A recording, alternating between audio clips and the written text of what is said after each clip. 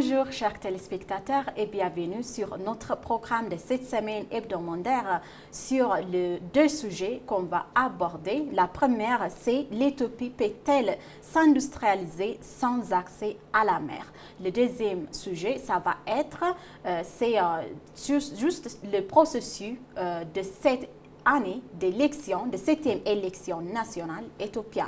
Donc, on va aborder ces sujets très importants pour l'Éthiopie. Donc, ces sujets sont très majeurs pour le développement économique, social et diplomatique. Donc, restez avec nous et nous allons, aujourd'hui, je suis avec Metasevia et moi, Sam Rawit. Donc, on va aborder deux sujets. Donc, on peut commencer. Bonjour Metasevia. Bonjour, bonjour à tous. Donc, on peut commencer avec le premier sujet. Ça va être, est-ce que l'Éthiopie peut réellement s'industrialiser sans l'accès à la mer directe en Éthiopie? Donc, enclavement comme frein à l'industrialisation. Donc, les récentes interviews inclusives récentes avec ABC. Donc, Abiy Ahmed a clairement identifié le manque de l'accès direct à la mer Rouge comme l'un des principaux obstacles à la transformation industrielle de l'Éthiopie. Donc, comme il a décrit dans une interview inclusive avec ENA, l'accès à la mer Rouge est important pour s'industrialiser et être développé économiquement, socialement ou bien dans tout secteur. Donc, il ne s'agit pas seulement d'un défi économique, comme il a indiqué lors de son interview, mais aussi d'un enjeu stratégique national. Donc, c'est très important d'avoir un accès maritime direct en Éthiopie. En effet, l'absence de l'accès maritime entretient une hausse significative des coûts logistiques, complique les chaînes d'approvisionnement et réduit la compétitivité de l'Éthiopie sur le marché mondial. Donc, ça va diminuer la compétitivité commerciale de l'Éthiopie au monde entier ou bien au marché mondial. Même si le gouvernement déploie des efforts importants pour développer les corridors commerciaux, les ports secs, les infrastructures de transport et aussi le Premier ministre Abiy Ahmed insiste sur le fait que ces solutions, bien qu'utiles, mais restent insuffisantes pour relever pleinement ces défis structurels à long terme. Donc, comme le Premier ministre Abiy Ahmed a indiqué bien sûr lors de son entretien avec ABC, il a dit que même si le gouvernement est en train d'essayer de faciliter les corridors ou bien de développer les transports ou bien les corridors de commerciaux, ce n'est pas suffisant pour être développé suffisamment et être compétitif au monde entier, au marché international. Il a souligné sur l'accès, l'importance ou le besoin d'avoir accès à la mer. Oui. Il a bien expliqué qu'il faut avoir l'accès à la mer directe pacifiquement avec les négociations diplomatiques. Donc, oui. Il y a aussi la stratégie industrielle ambitieuse qui a été fondée sur 4 piliers. Oui. Donc l'Éthiopie a élaboré une stratégie industrielle reposant sur 4 axes principaux, visant à accroître la capacité de production nationale et à concrétiser l'ambition d'un pays économiquement prospère. Le premier pilier, c'est l'autonomie, ce qui consiste à construire un système commercial dynamique et compétitif en transférant le leadership industriel au secteur privé. Le deuxième pilier, c'est l'intégration en amont qui vise à réduire la dépendance aux importations en produisant localement les matières premières nécessaires aux industries, ce qui permet d'économiser les devises étrangères. Le troisième pilier repose sur l'utilisation optimale des capacités existantes en aidant les usines à fonctionner à plein régime grâce à une meilleure utilisation des machines et de l'énergie. Donc, le quatrième pilier, c'est la diversification qui encourage la production de nouveaux biens adaptés à la demande du marché. Dans cette vision, la prospérité de l'Éthiopie dépend directement des industries qu'elle développe et des produits qu'elle fabrique. Oui, c'est ça. Donc, quand on parle, même si l'Éthiopie n'a pas accès direct à la mer Rouge, l'Éthiopie est en train d'essayer de développer et de se prospérer avec des réformes économiques bien conclavées. Oui, et aussi, ils ont les résultats visibles actuellement.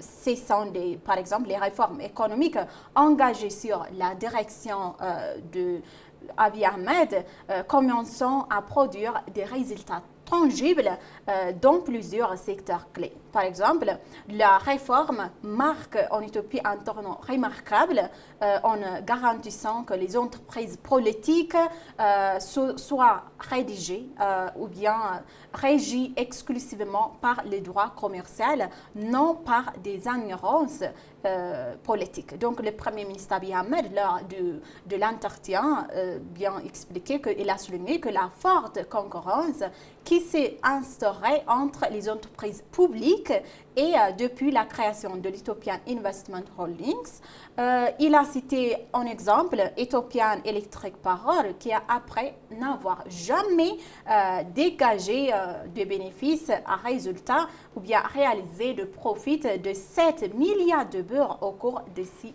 derniers mois. Donc, par ailleurs, quand on parle de la réforme macroéconomique éthiopienne, la réforme de la Banque nationale a permis, grâce à des outils technologiques comme Télébeur, de simplifier le quotidien des citoyens et également en modernisant la transaction financière en Éthiopie. Ce sont les résultats qui sont en train de fruire après les résultats remarquables et durables.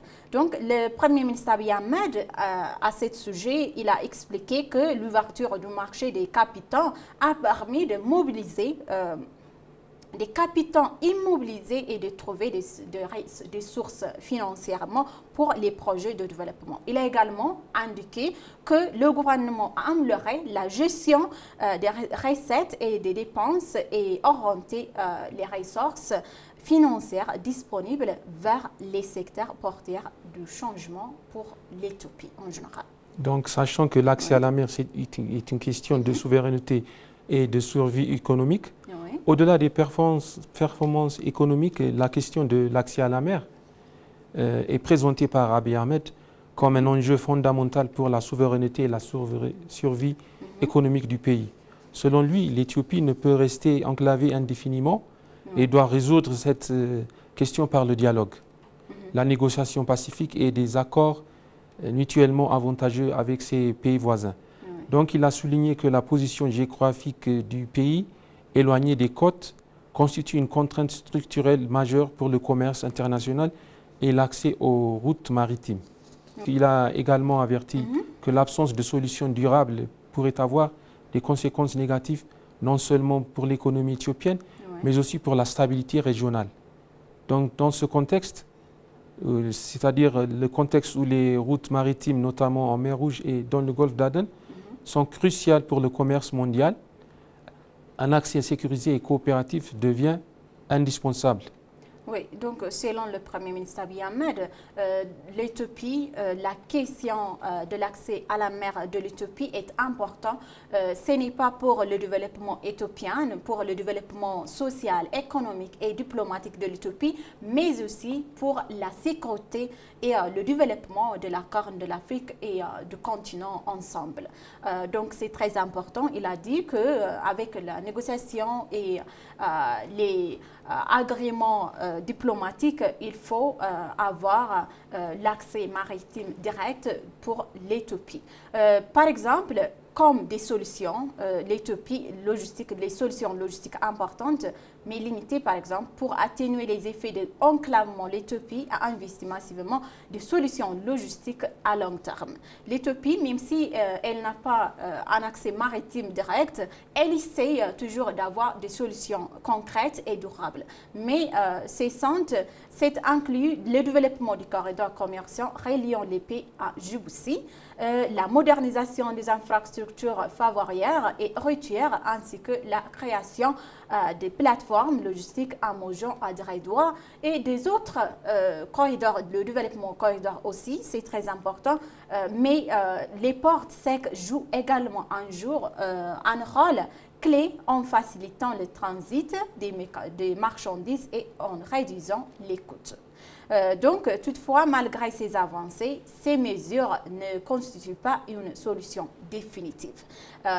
Car elles ne remplacent pas les avantages de l'accès maritime direct, notamment en termes de rapidité et de coût et de la souveraineté. Donc, quand on parle de l'accès maritime direct, la souveraineté éthiopienne est en question parce que sa souveraineté en général est pour jouer un rôle important dans la zone des mers rouges parce que c'est très important pour la sécurité éthiopienne et aussi sur l'East Afrique en général. Un levier pour moderniser le système commercial, la transformation des parcs industriels en zones franches représente une autre stratégie importante pour améliorer la logistique et le commerce.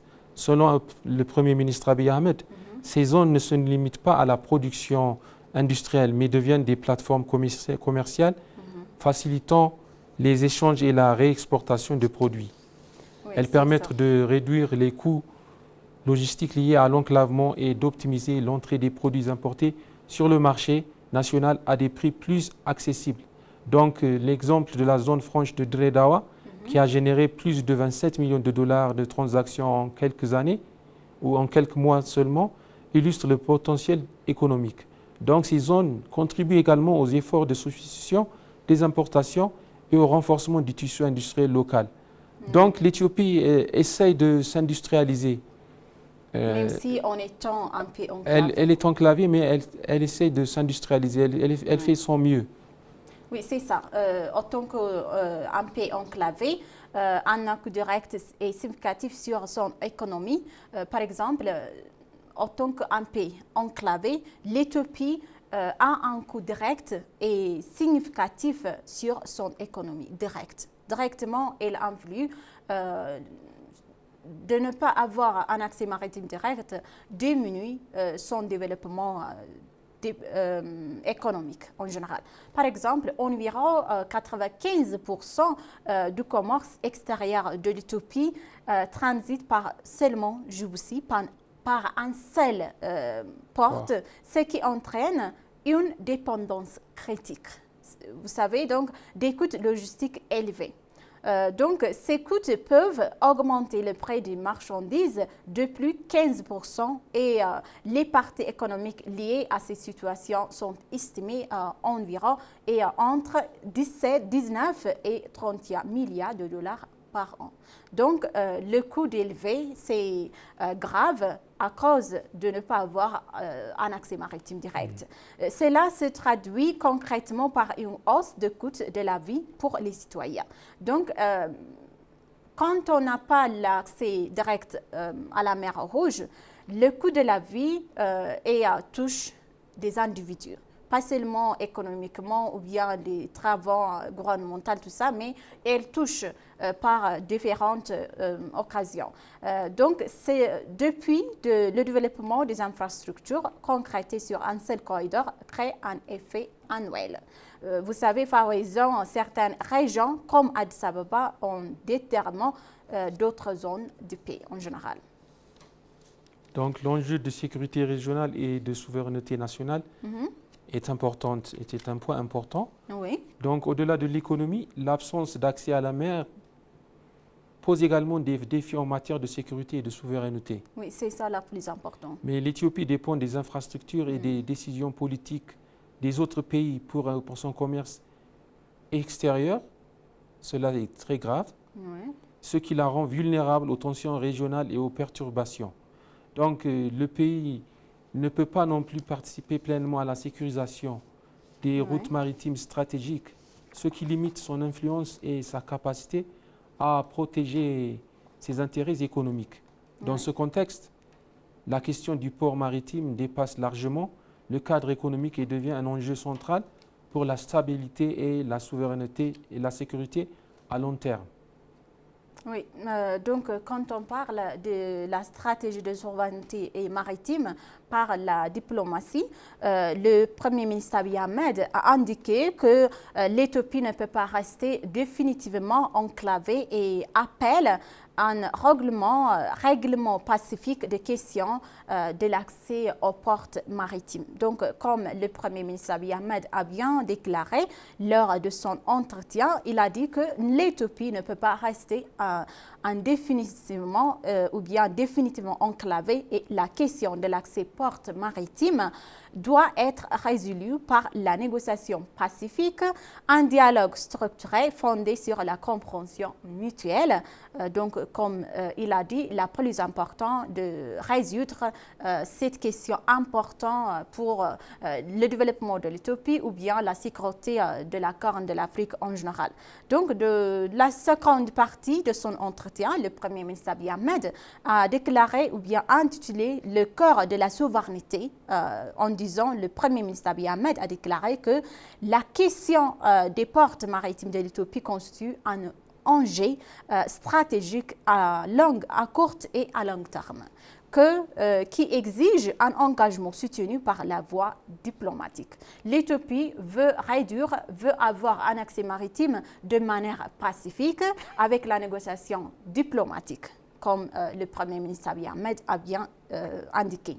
Donc, il a affirmé que le Premier ministre Abiy Ahmed, cette question devrait être abordée sur la base de concessions et des négociations équitables, soulignant que le refus de dialoguer n'est pas une approche viable compte tenu des réalités économiques et géopolitiques à long terme de la région et du continent africain. Donc, le Premier ministre Abiy Ahmed, il a indiqué également que la position géopolitique de l'Éthiopie qui s'entend sur les vastes zones intérieures éloignées des côtés également présente des contraintes structurelles pour le commerce en général. Donc, au-delà de l'économie, par exemple, le Premier ministre Abiy Ahmed, il a dit que face à des défis, défend une stratégie visant à obtenir un accès maritime par les moyens pacifiques et diplomatiques. C'est ça le plus important. L'Éthiopie ne veut pas la guerre, l'Éthiopie ne veut pas les conflits avec les voisins ou bien avec les zones maritimes, mais elle veut résoudre, elle veut avoir maritime en gagnant-gagnant et avec des solutions, des dialogues diplomatiques en général. Donc, cette approche repose sur les négociations d'accords régionaux et la recherche de solutions mutuellement bénéfiques. Donc, l'objectif est de réduire la dépendance vis-à- des des portes étrangères et de renforcer la souveraineté économique de l'Éthiopie et renforcer l'intégralité de la Corne de l'Afrique et aussi de sécuriser la sécurité des zones maritimes et aussi les pays de l'Est Afrique en général. Quand l'Éthiopie a un accès maritime direct, les zones maritimes vont protéger. Également, les questions de sécurité de la Corne de l'Afrique va être protégée et contrôlée. Et l'Éthiopie, comme un joueur de maintien de la paix de la Corne de l'Afrique, l'Éthiopie peut jouer un rôle clé dans le renforcement de la paix, de la sécurité en Afrique de l'Afrique. Donc, c'est très important d'avoir un accès maritime direct pour l'Éthiopie, pas seulement pour l'Éthiopie, mais les pays des voisins et aussi les pays de la Corne de l'Afrique en général. Et il y a aussi qu'on peut tirer des leçons internationales, au niveau international, oui. des modèles alternatifs possibles des pays qui ont été enclavés, mais comment ont-ils pu s'en sortir? L'expérience des autres pays enclavés montre qu'il est possible de réussir économiquement, sans accès direct à la mer, mais sous certaines conditions. Il y a des conditions. Par exemple, des pays comme la Suisse et l'Autriche ont misé sur des industries à forte valeur, ajoutées moins dépendantes des coûts de transport. Le Kazakhstan, quant à lui, s'est positionné comme un hub logistique entre l'Asie et l'Europe. Ces exemples montrent que le succès dépend du modèle économique adopté et de la capacité à s'adapter aux contraintes géographiques. Oui, c'est ça.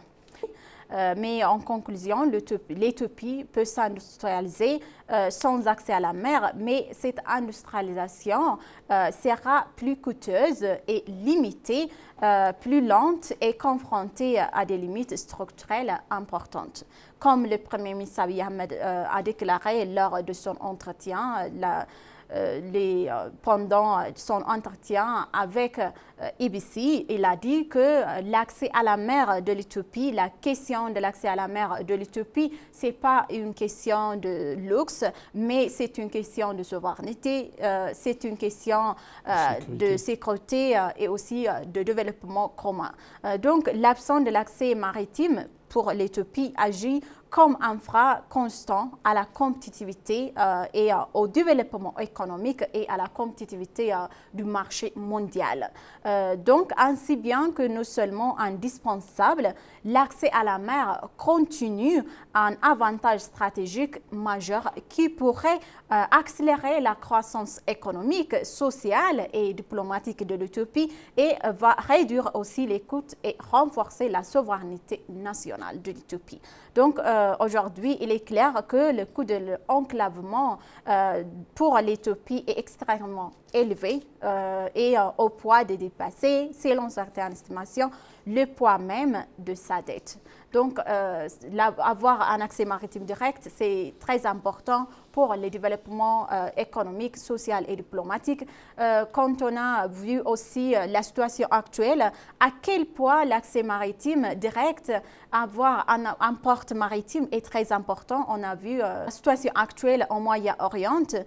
On comprend à quel point un port maritime est très important pour la souveraineté, pour protéger sa souveraineté et sécurité en général. Maintenant, on peut passer au deuxième sujet, Metasebia, l'inscription des électeurs en Éthiopie, ampleur, inclusion et préparation. Donc, on va parler maintenant le deuxième sujet, le processus des élections, de 7e sélection de l'Éthiopie qui va se dérouler cette année après quelques mois. Donc, on va parler de ce sujet. Donc, quels sont les processus d'inscription des Éthiopiens à la 7e élection nationale de cette année. Donc, quand on parle combien de personnes ont été inscrites à l'élection de cette année, de 7e élection nationale de l'Éthiopie, plus de 86,7 milliards d'électeurs sont inscrits. Environ 25 millions d'électeurs masculins et plus de 21 millions des électrices des féminines, également une plus d'importante base électorale d'Afrique, source commission électorale nationale de l'Éthiopie. Donc, quand on voit les électeurs de cette année, c'est inclusif quand on voit. Principalement aux discussions, quelles sont les implications de cette croissance de base électorale pour la crédibilité des élections. Donc, l'élection de cette année, l'élection de 7e élection de l'Éthiopie est basée sur l'inclusivité, la démocratie. Donc, participation, la transparence aussi, la participation et inclusion des femmes. Donc, les femmes en Éthiopie actuellement jouent un rôle important dans le développement social et économique, comme tous on connaît. Après le changement, les participations des femmes sont élevées et les femmes sont en train de montrer leur capacité à développer ou bien à renforcer et à prospérer l'Éthiopie. On a vu leur capacité dans différents secteurs. Ils sont, par exemple, ils sont ministères, ils sont partout actuellement après le changement. Donc, la participation des femmes aux élections, c'est très important. Donc, les capacités institutionnelles à gérer des élections à grande échelle. Le Conseil national électoral de l'Éthiopie procède à l'inscription des électeurs qui est l'une des principales activités du processus électoral. Donc, en conséquence, le nombre d'électeurs inscrits à ce jour est de 31 724 millions et 947 personnes en général. Donc, quand on voit les électeurs en pourcent, les hommes sont 54% et les femmes 46%. Nombre de bureaux d'inscription électorale sont 43 017. Le processus des élections de cette année, amélioration de la communication, la diffusion des informations relatives à l'inscription des électeurs par SMS, collaboration multipartite, mobilisation de la société civile, etc. Donc, oui? Quand on parle des élections, les élections sont bien plus qu'un simple exercice politique. Oui. Elles permettent aux citoyens d'exprimer leur opinion et de décider de l'avenir de leur pays. Oui. Donc, pour l'Éthiopie, ce processus porte un message clair. Oui, c'est ça. Le pouvoir politique doit s'acquérir et se transmettre par les urnes et non pas par la violence. Donc, les institutions chargées de l'organisation du scrutin indiquent que les préparatifs vont bon train afin de garantir un processus transparent, crédible et inclusif. Et les autorités électorales nationales travaillent sur la logistique, l'inscription des électeurs et la préparation institutionnelle dans le but d'assurer la libre participation des citoyens au processus démocratique. Oui, c'est ça. Oui. Les observateurs estiment que ces efforts sont essentiels pour renforcer la confiance du public dans les élections et consolider la culture démocratique. Oui. Donc, parallèlement, la scène politique éthiopienne est de plus en plus active. Les partis politiques en compétition présentent leur vision et leur idéologie au public, cherchant à gagner le soutien des électeurs à travers le pays. Et des débats et des discussions politiques ont également lieu sur les médias nationaux et privés, offrant aux partis une tribune pour échanger des idées et exposer leurs priorités politiques. Oui, donc ce processus montre que l'élection de cette année, la 7e élection nationale, est à quel point est inclusif. Parce que les participants ou bien les candidatures en train de se présenter devant le public en utilisant la télévision nationale éthiopienne et aussi des autres manières. Donc, quand on voit le processus des inscriptions pour l'élection de cette année, c'est très important que, par exemple, les habitants de différents pays, de différentes villes de l'Éthiopie ont exprimé qu'ils sont prêts pour avoir un gouvernement qui leur souhaite et ils sont prêts pour l'élection nationale de cette année. Ils ont exprimé comme ça. Donc, je pense que le processus de cette année, de 7e élection nationale, est inclusif, démocratique et transparente, et aussi en utilisant les technologies. Donc, c'est très important pour faciliter le processus en général.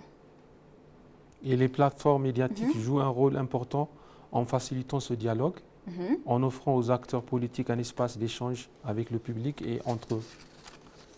Donc, pour de nombreux observateurs, ces discussions reflètent l'évolution de la culture démocratique dans le pays, où différentes idées sont présentées aux électeurs avant qu'ils ne fassent leur choix dans les urnes. Oui, c'est ça. Donc, parallèlement, les autorités continuent d'insister sur le fait que les élections doivent se dérouler dans un climat pacifique. Oui, c'est ça. Donc, Metasabia, pour notre programme de cette semaine, on a terminé. On est arrivé à la fin de notre programme de cette semaine sur les points de vue, sur les actualités nationales majeures. Donc, ce sont les deux sujets qu'on a abordés aujourd'hui.